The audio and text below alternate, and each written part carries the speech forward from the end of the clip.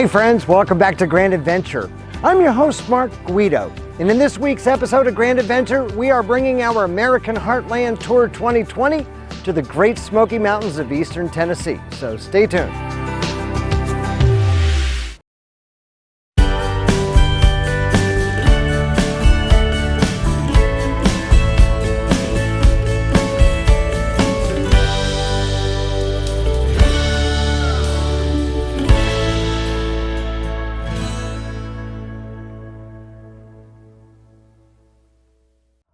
This episode of Grand Adventure is sponsored by the Dyrt. Find the campsite that's right for you from over 44,000 listings, either on the web or in their #1 ranked mobile app. Get extra features and functionality with an annual membership to the Dyrt Pro.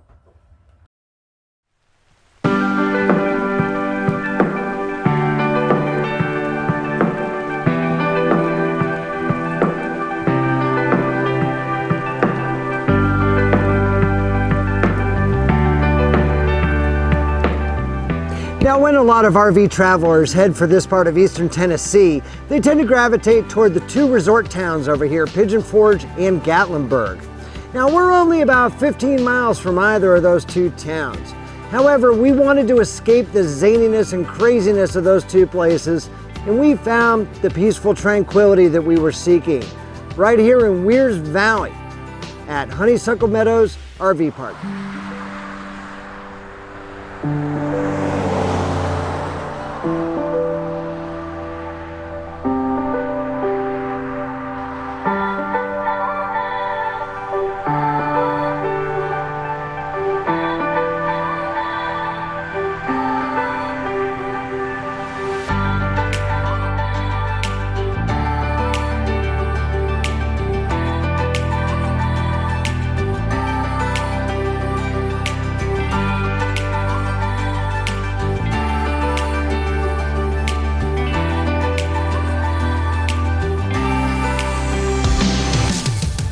Honeysuckle Meadows has what may be the largest sites we've ever seen in a privately owned RV park.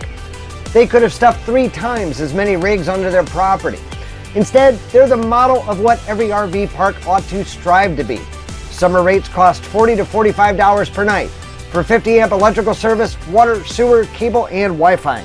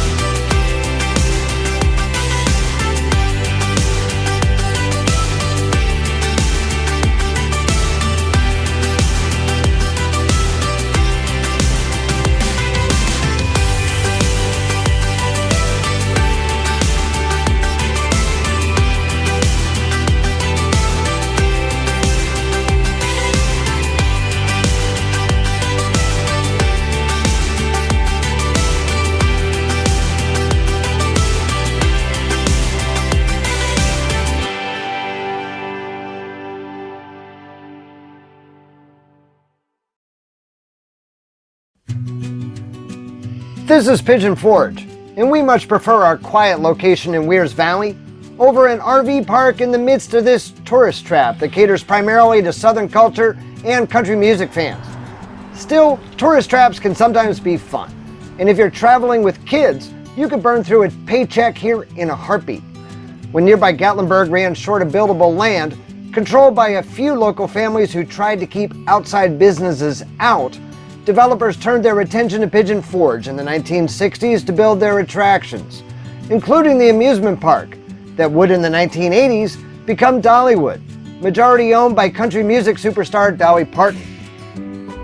Hit the southern edge of town and you're instantly thrust into a magical forest lining a parkway for the 5 short miles to Gatlinburg.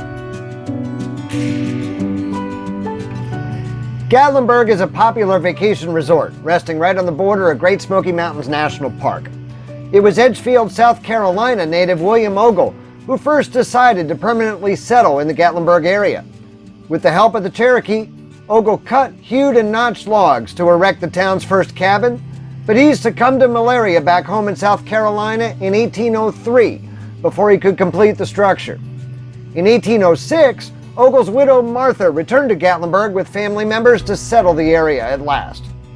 The lumber industry boomed here in the 1880s, and the heavy logging increased calls by conservationists for federal intervention.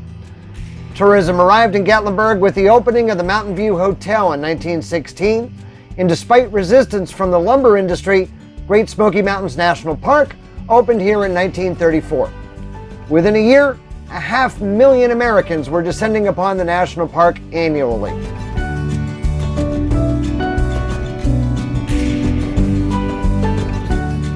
High above Gatlinburg sits Ober Gatlinburg, Tennessee's lone ski area. It's connected to the town by either a steep access road or a scenic 120-passenger aerial tramway. Summer visitors will find here a large mall with an indoor ice skating rink, snack bars, a full-service lounge and restaurant, and gift and clothing stores. Outside, there is a wildlife encounter featuring native black bears, an alpine slide, the ski mountain coaster, a chair swing, a maze, mini golf, and a scenic chairlift to the top of Mount Harrison, among other attractions.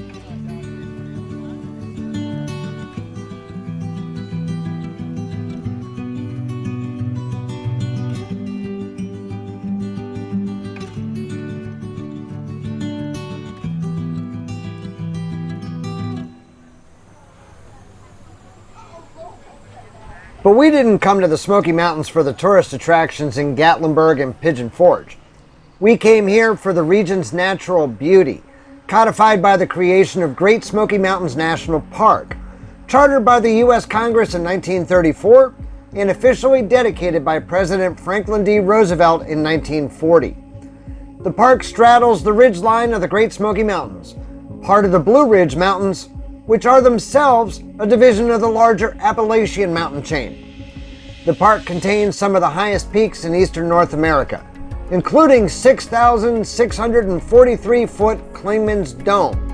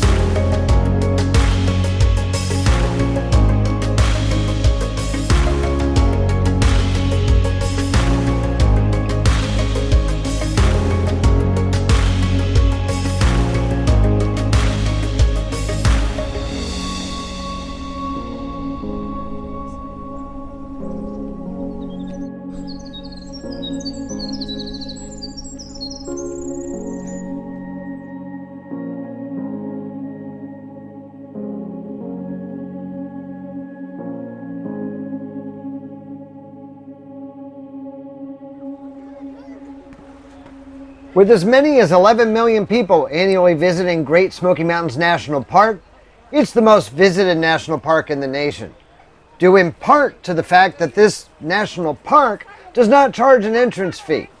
Still, it's rather easy to escape the crowds and find peace and solitude, even here. Looking to tap into some of the Smokies' natural splendor, we've consulted the AllTrails app and parked at the park's Tremont Institute for a short 1.3-mile hike to Spruce Flats Falls.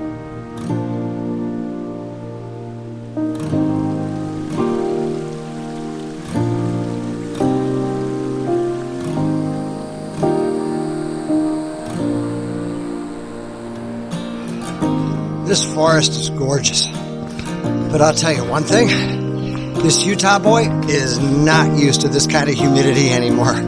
Holy cow, it's damp out here. I am sweating like a pig. It's not even that hot. It's like 80 degrees, but holy cow, it's humid.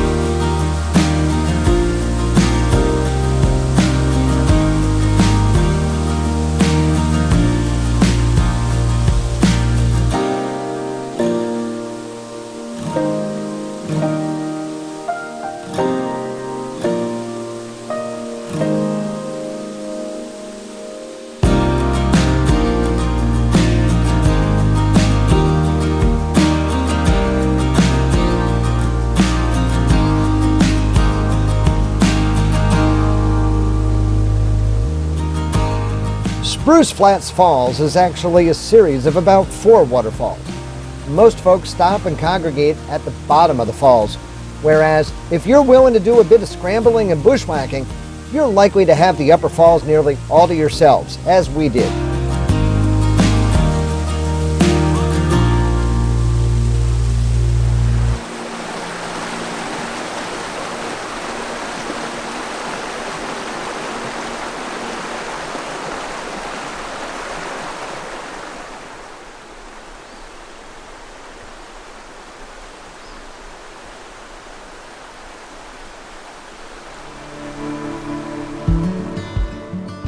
Tennessee State Route 73 winds through the Smoky Mountains foothills along the Little River, following what was in the early 1900s the railroad track bed for the Little River Lumber Company. But before trains rumbled through the Smokies, loggers used the river to float timber to nearby lumber mills. At the sinks, a flood in the late 1800s resulted in a massive log jam at a bend in the river. Loggers used dynamite to free the logs, but in so doing, blasted a deep hole in the rocky stream bed, creating a man-made waterfall and forever altering the course of the river, eliminating an entire meander. The railroad terminated at Elkmont, and soon after it began hauling timber, the railroad started carrying tourists too. That led to the development in 1912 of the Wonderland Hotel, which created demand for the cool summer Smoky Mountain air among the more affluent members of the Knoxville area community. A number of these men formed an association in 1919 to purchase the Wonderland Hotel and turn it into a private club. The National Park Service's lease for the hotel land expired in 1992, and in 1995, the hotel was partially lost to a fire. In 2005, the remnants of the hotel collapsed. All that's left standing are these chimneys.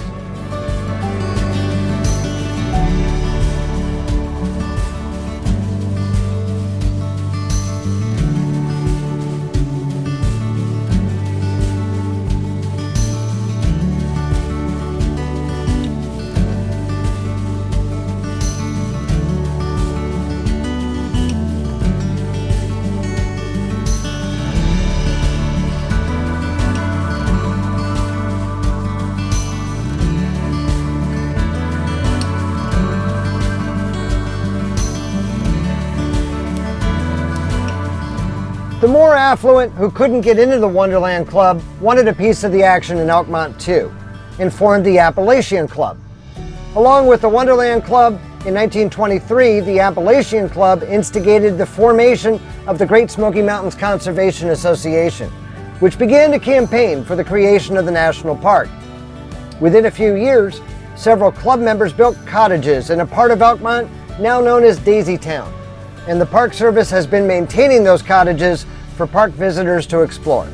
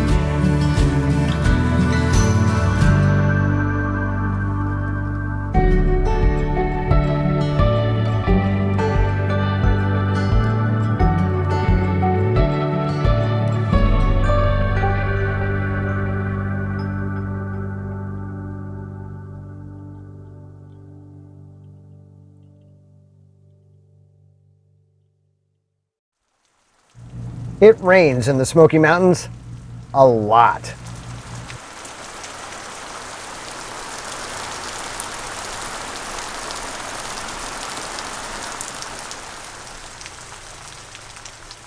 But it's not rain or even smoke that casts a heavy haze upon these magnificent Appalachian peaks and valleys.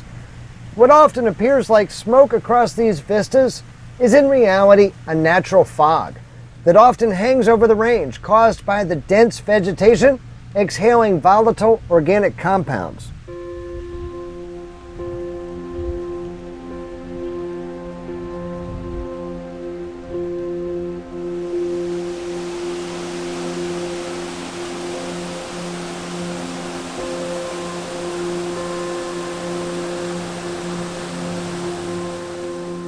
One of the most beloved, most famous, and the singular most popular section of the national park is Cades Cove.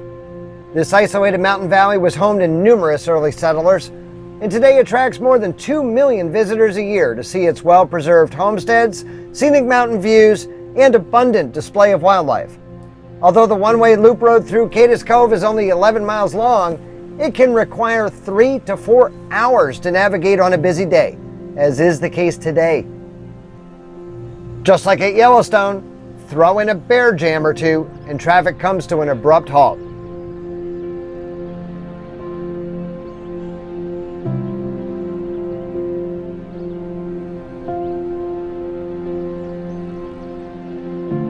Some of the earliest settlers established the cove's Primitive Baptist Church in 1827.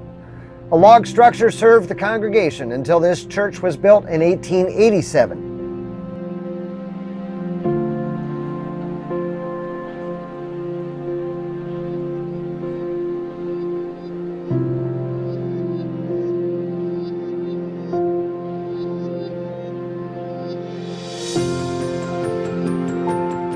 J.D. McCampbell, a blacksmith and carpenter, built this Methodist church in 115 days in 1902 for $115. This congregation also started out in a log structure in the 1820s.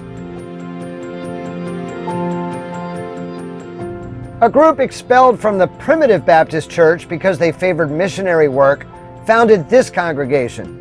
It closed during the Civil War, and when activities resumed after the war, they did so without members of the congregation who had sided with the Confederates. The church remained active until 1944.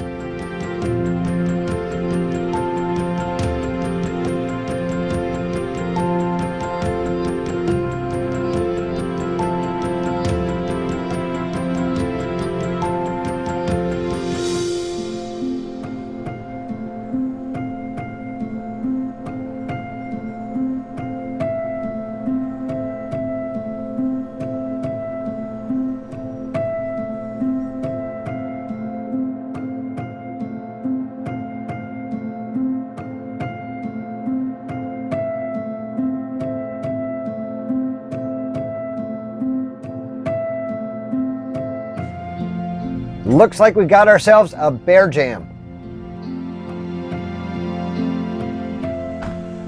Yep, but he's snoozing, oblivious to the traffic jam below.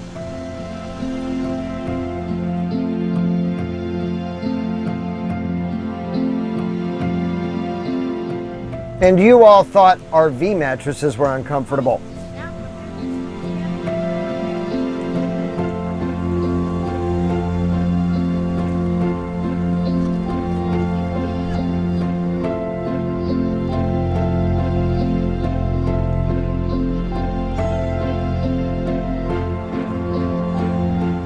Patricia is driving the truck back there.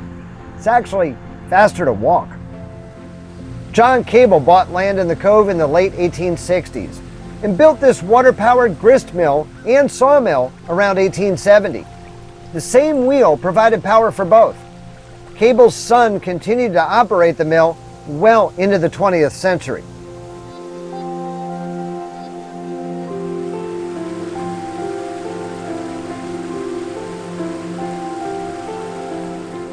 Lisa and Greg built this home in 1879 with lumber sawed at Cable's mill. He operated a store out of the first floor.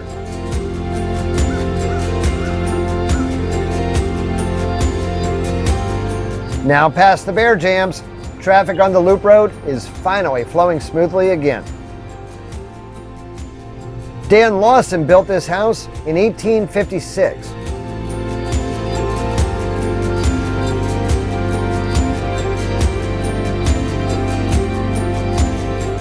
The brick chimney, unusual for the area, was constructed of bricks made right on site. This small building next to the house is a smokehouse. The other was a granary.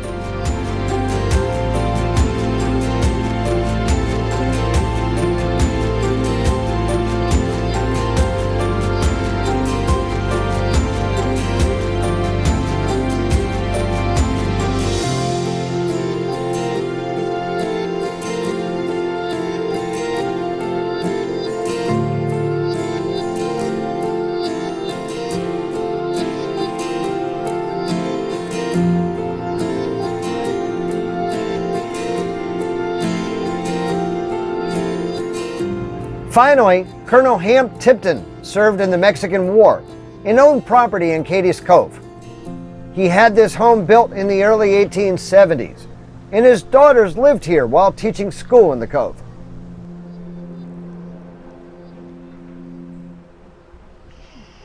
Bears in the Smoky Mountains aren't just limited to Cades Cove. In fact, the Smokies are home to the greatest concentration of black bears in the eastern United States. We even had a massive adult black bear walk right behind our trailer in the RV park. These little guys were right outside of Gatlinburg.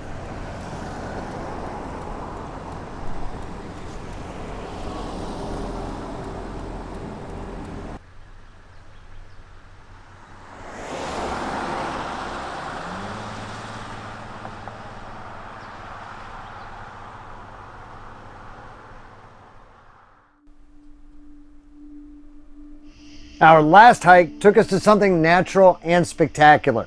This time, we're going to park at Wears Cove Gap and hike to something man-made.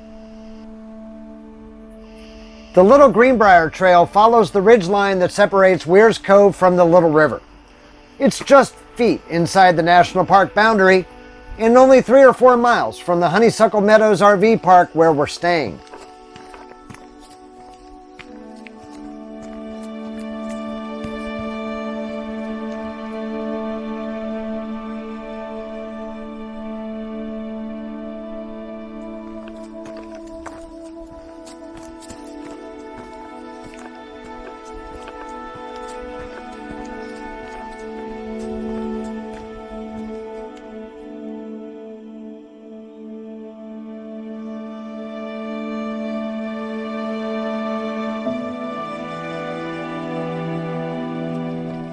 With the thick forest canopy of the Smokies, it's nearly impossible to find any scenic vistas to share.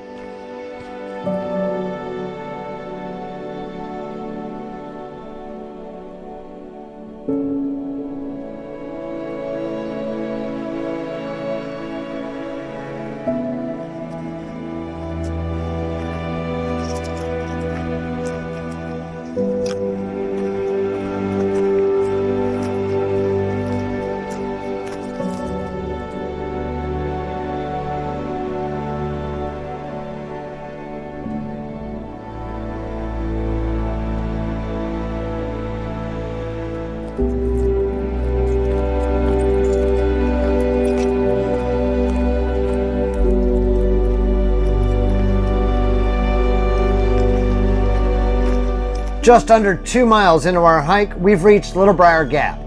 Here we're going to drop south off the ridgeline and enter the lush forest of the valley bottom.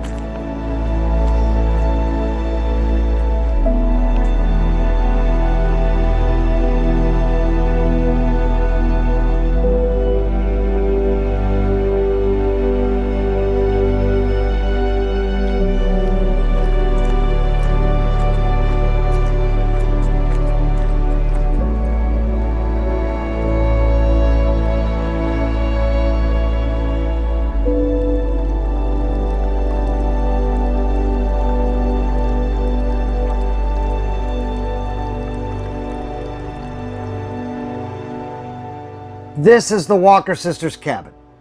While the creation of the national park uprooted many families, the 6 unmarried Walker sisters were given a special lifetime lease for their cabin after they refused to leave their 122-acre homestead. Here they trapped food in the forest and raised livestock. Here they spun their own wool and grew cotton to produce their own textiles, using a cotton gin that their father had built. They grew herbs for mountain medicine. Our land produces everything we need except sugar, soda, coffee, and salt, they were quoted as once saying. With the creation of the national park, the sisters found an opportunity to sell handmade items to tourists. They were even featured in the Saturday Evening Post in April 1946, showcasing their mountain lifestyle to the rest of the country. Louisa was the last to pass away on the homestead in 1964.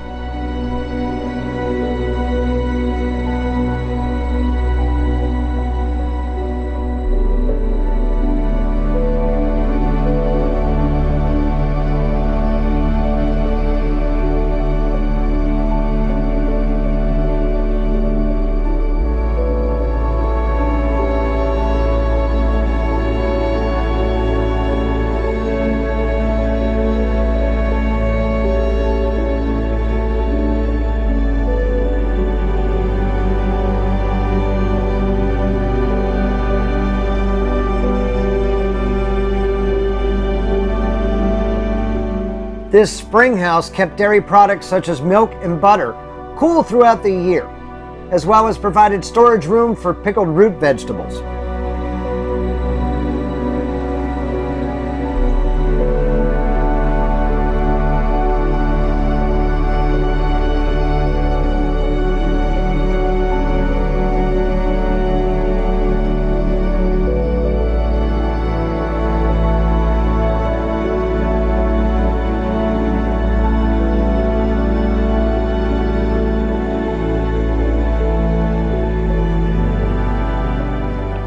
We'll continue following the Little Briar branch downstream for another mile to our next point of interest.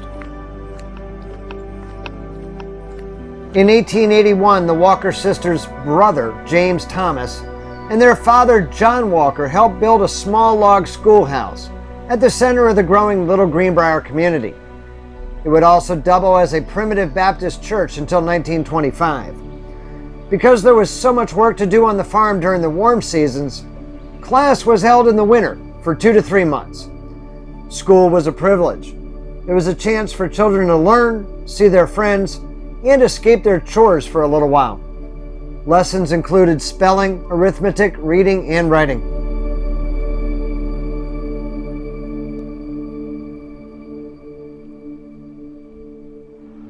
To complete our 5-mile loop, we're just going to walk back up the road to the top of Wears Cove Gap, where we've parked our truck. What do we have here?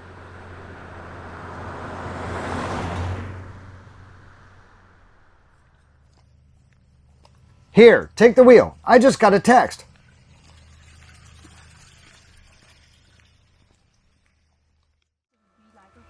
In just 2 short nights chatting at our camp, we feel like we've known Susan and Jim of the YouTube channel New Horizons for our whole lives.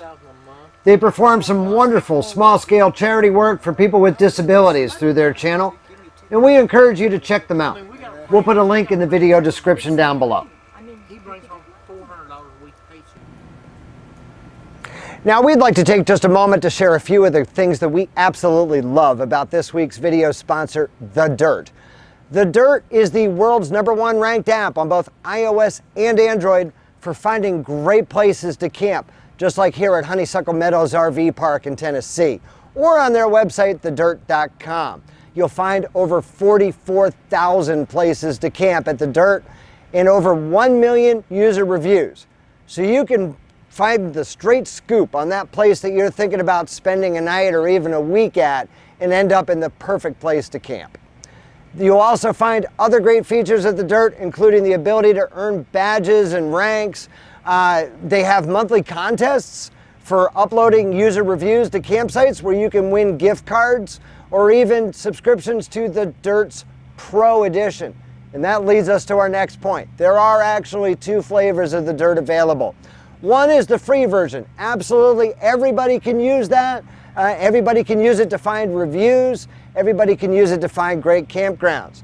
But there are some extra special features that are available only to the pro members of The Dyrt.